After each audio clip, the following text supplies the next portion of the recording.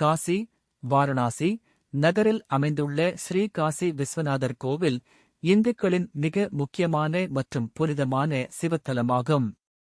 இது உலகெங்கிலும் உள்ள கோடிக்கணக்கான இந்துக்களின் ஆன்மீக தலைநகராக திகழ்கிறது. இக்கோவிலின் முக்கிய சிறப்பம்சங்கள்: 1. ஜோதிர்லிங்கம், முதன்மை தலம்.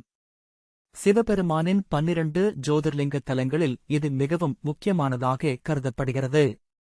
இங்கு சிவன் விஸ்வநாதர், அகிலத்தை ஆள்பவர் என்ற பெயரில் அருள்பாலிக்கிறார்.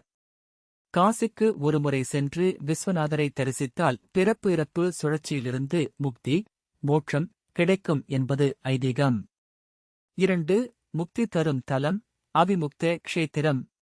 சிவபெருமான் ஒருபோதும் நீங்காத இடம் என்பதால் இதற்கு அவிமுக்த க்ஷேத்திரம் என்று பெயர். காசியில் உயிர் நீப்பவர்களின் காதுகளில் சிவபெருமான் தாரக மந்திரத்தை ஓதி அவர்களுக்கு முக்தி அளிப்பதாக நம்பப்படுகிறது. 3. கங்கை நதி மற்றும் தீர்த்தங்கள். இக்கோவில் புனித கங்கை நதிக்கரையில் அமைந்துள்ளது. கங்கையில் நீராடி விஸ்வநாதரை தரிசிப்பது ஆன்மாவை புனிதப்படுத்தும் செயலாக கருதப்படுகிறது. குறிப்பாக மணிகர்ணிகா மற்றும் தசஸ்வமேத ஆகியவை மிகவும் புகழ்பெற்றவை. 4. காசி விஸ்வநாதர் காரிடார், இதன் நிலை. பிரதமர் நரேந்திர மோடியால் திறந்து வைக்கப்பட்ட காசி விஸ்வநாதர் காரிடார் நடைபாதை கங்கை நதியையும் கோவிலையும் நேரடியாக இணைக்கிறது. நவீன வசதிகளுடன் கூடிய இந்த நடைபாதை வழியாக லட்சக்கணக்கான பக்தர்கள் கூட்ட நெரிசலின்றி எளிதாக தரிசனம் செய்து வருகின்றனர். 5. தங்கக் கோபுரம். இக்கோவிலின் கோபுரங்கள் சுமார் 800 கிலோ தங்கம் கொண்டு வேயப்பட்டுள்ளன. இதனை 1835ஆம் ஆண்டு பஞ்சாப் மன்னர் ரஞ்சித் சிங் வழங்கினார்.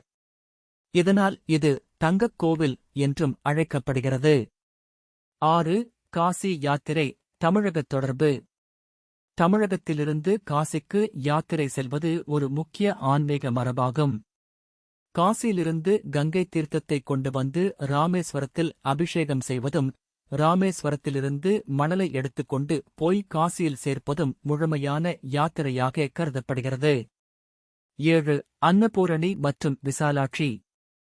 விஸ்வநாதர் கோவிலுக்கு அருகிலேயே உணவளிக்கும் தெய்வமான அன்னபூரணி சன்னதியும் 51 சக்தி பீடங்க